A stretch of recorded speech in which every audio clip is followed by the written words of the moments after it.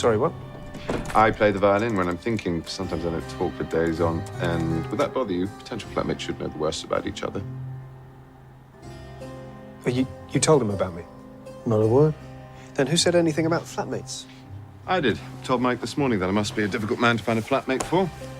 And now here he is, just after lunch with an old friend, clearly just home from military service in Afghanistan. Wasn't a difficult leap.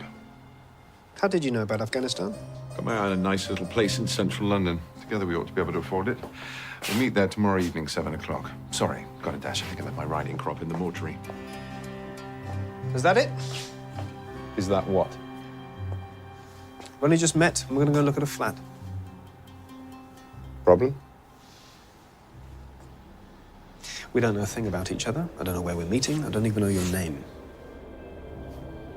I know you're an army doctor and you've been invalided home from Afghanistan. I know you've got a brother who's worried about you, but you won't go to him for help because you don't approve of him, possibly because he's an alcoholic, more likely because he recently walked out on his wife. And I know that your therapist thinks you're limp psychosomatic, quite correctly, I'm afraid.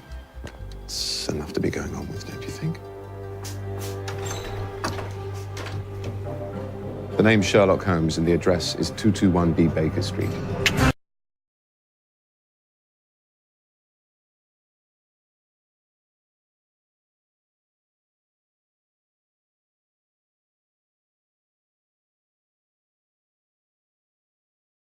When I met you for the first time yesterday, I said Afghanistan or Iraq. You looked surprised. Yes, how did you know? I didn't know, I saw.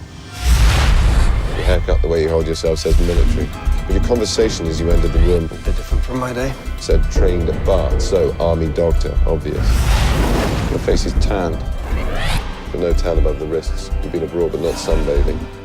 Your lips really bad when you walk, but you don't ask for a chair when you stand, like you've forgotten about it. So it's at least partly psychosomatic. That says the original circumstances of the injury were traumatic. Wounded in action, then. Wounded in action, suntan, Afghanistan, or Iraq. You said I had a therapist. Got a psychosomatic limp, of course you've got a therapist. Then there's your brother.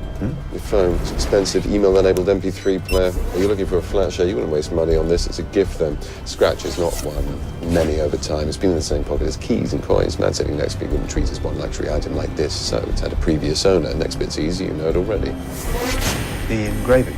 Harry Watson, clearly a family member who's given you his old phone.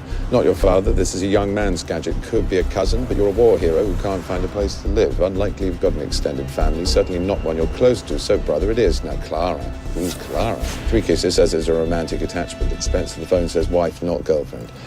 She must have given it to him recently. This model's only 6 months old. Marriage in trouble then. 6 months old, he's just given it away. If she'd left him, he would have kept it. People do. Sentiment. But no, he wanted rid of it. He left her. He gave the phone to you. That says he wants you to stay in touch. You're looking for cheap accommodation, and you're not going to your brother for help. It says you've got problems with him. Maybe you liked his wife. Maybe you don't like his drinking. How can you possibly know about the drinking? Shot in the dark. Good one, though. Power connection, tiny little scuff marks around the edge of it. Every night he goes to plug it in to charge, but his hands are shaking. You never see those marks on a sober man's phone, never see a drunk's without them. There you go, see, you were right. I was right. Right about what? The police don't consult amateurs.